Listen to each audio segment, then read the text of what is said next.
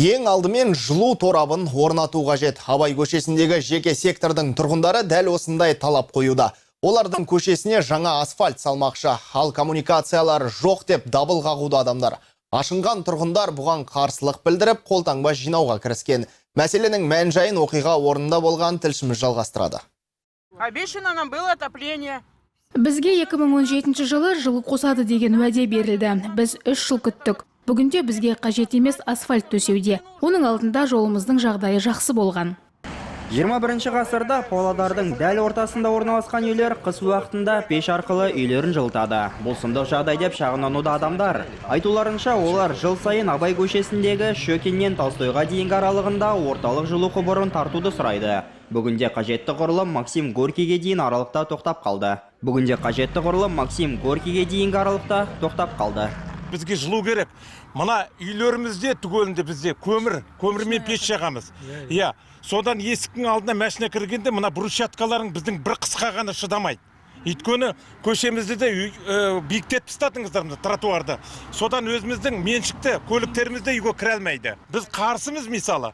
Бізбен ақылдаспай өздері келіп, мынандай жасау деген ол болмайтын зат қой. Бұны біз емес, мына Абайдың әруағы да риза болмайтын шығар осыған. Енді мына асфальтты бәрін көтерді, үйіміз төмен түсіп қалды. Әлгі былай айтқанда, цокольный тартқан сияқты жұрттың аяғын көреміз көшеде өтіп бара жатқанда. Енді мына отопление жөнінде ылғи бітті балаларды далаға шығара алмаймыз. Мына түтіннен демала алмайды.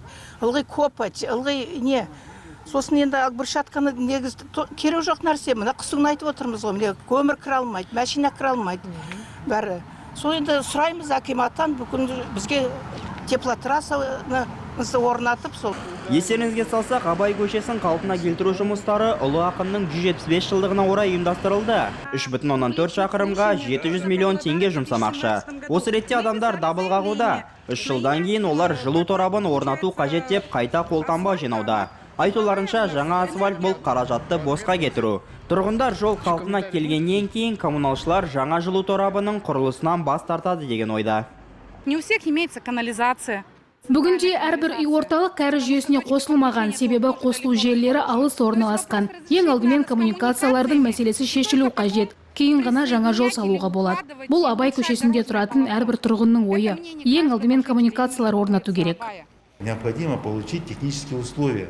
Жылу беруші ұйымнан барлық техникалық шарттарды алу қажет. Мен шағымданып жатқан адамдарда рұқсатнама қағаздары жоқ екенін толықтай айта аламын. Олар жақын арада ешқандай қазба жұмыстарын орындай алмайды.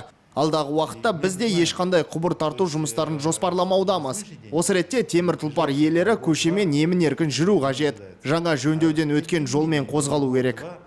Белгілі болғандай, коммуналшылар Абай көшесіндегі жолдың енің 6,5-нан 9 метрге дейін кеңейтпек. Осының арқасында көршілес магистральдердің легін азайтады. Жаңа жазушылар аллеясы пайда болмақ. Барлық жұмыстар күз мезгілінде аяқталады. Бұдан бөлек Абай көшесінің Гагариннен Тепловқа дейінгі аралығын кеңейту жұмыстары тоқтатылды.